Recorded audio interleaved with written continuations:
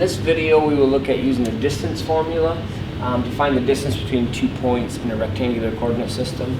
So if I look at this here and I'm trying to find the distance between some arbitrary x1, y1 point and x2, y2 point, I need to find, what is this formula that I can use to actually find that distance, the length of that, the straight line between those 2 points.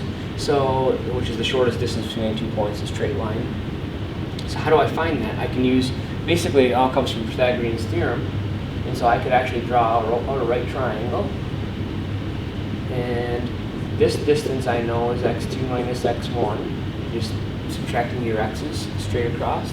This distance right here, this order pair I could label now as really x2 comma y1, and so this distance is y2 minus y1, absolute value because distances are always positive, and I know that for Pythagorean's theorem, if I have a right triangle, leg squared plus leg squared equals hypotenuse squared. And so I can just place these in here. I can ignore the absolute value because when you square the differences, they become positive. Equals, I use D for distance instead of C, obviously, so we can represent the distance formula. I'm going to take the square root of both sides now. Square root wipe out. I don't have to do the plus minus on the left side because of the fact that it's a distance, it's always going to be positive. And so you'll end up with the formula. Now I'm never going to ask you to derive this, but just so you know, we're not pulling it out of thin air. It's basically just coming directly from Pythagorean's theorem,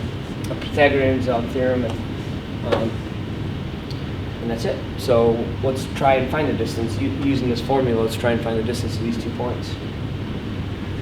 So if I look at this, I have 2 points. I'm going to label them x1, y1, x2, y2, and I'll call this point 1 and this point 2, and I want to find the distance between those. I just use my formula. Square root of difference in my x's squared plus the difference in my y squared. And so I'm actually just going to take my, over here I'll use my x's. I'll go 1 minus a negative 3. And this is going to be, 6 minus 4. Let's simplify it down. And I wanted to find the exact answer, exact simplified radical form, just like we did in the previous chapter. So I should end up with 4 squared, the square root of, plus, this is going to end up being 2 squared.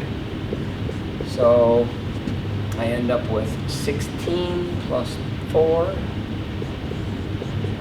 Now don't take the square root of these individually. There's a plus between them. You're going to have to combine those. And we have the square root of 20, but does this reduce? If I'm asking you for exact simplified radical form, this would actually be the square root of what? 4 times 5. The square root of 4 is 2, so it would be 2 root 5 would be the simplified exact radical form answer for that. Now, if it was an application problem, I wouldn't want to talk in simplified radical form. I'd approximate it probably the nearest tenth or something if we're talking like distances in miles or so forth. So that is using the distance formula.